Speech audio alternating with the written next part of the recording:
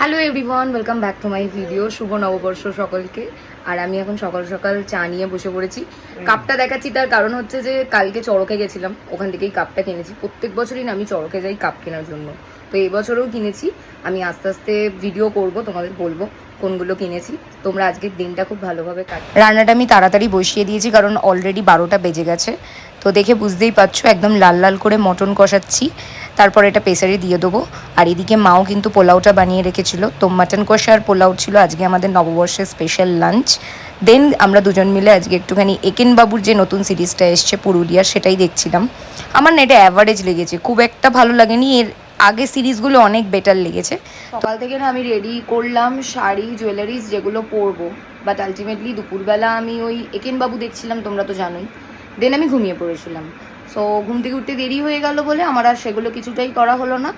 আমি সামনে এই সালোয়ারটা ছিল, এটা নতুনই ছিল, তো ভাবলাম যে আজকে নতুন কিছু একটা পরলেই হলো, পরে নিয়েছি আর রেডিও হয়ে গেছি। কেমন লাগছে সেটা কিন্তু জানিও, যেহেতু অনেকটা রাত হয়ে গেছে।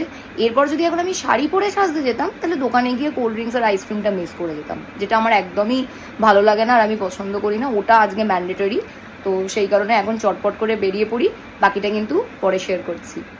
আমি ভাবলাম আমাদের এতটা দেরি হয়ে গেছে, রাস্তাটা ফাঁকা পাবো, বাট জাস্ট দেখো, মানে যখনই বেরোই না কেন রাস্তায় জ্যাম থাকবেই।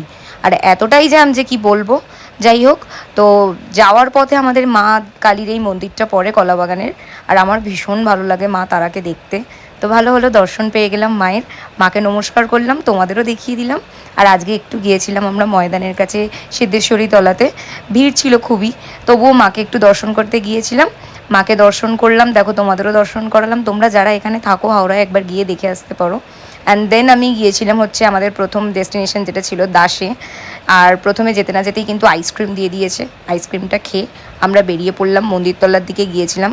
কোথাও চায়ের দোকান আজকে খোলা ছিল না, এই দোকানটা থেকে চা খেলাম, আমার অতটা ভালো লাগেনি। তো ভাবলাম তোমাদের দেখাই দাস থেকে আমাদের কি দিয়েছে।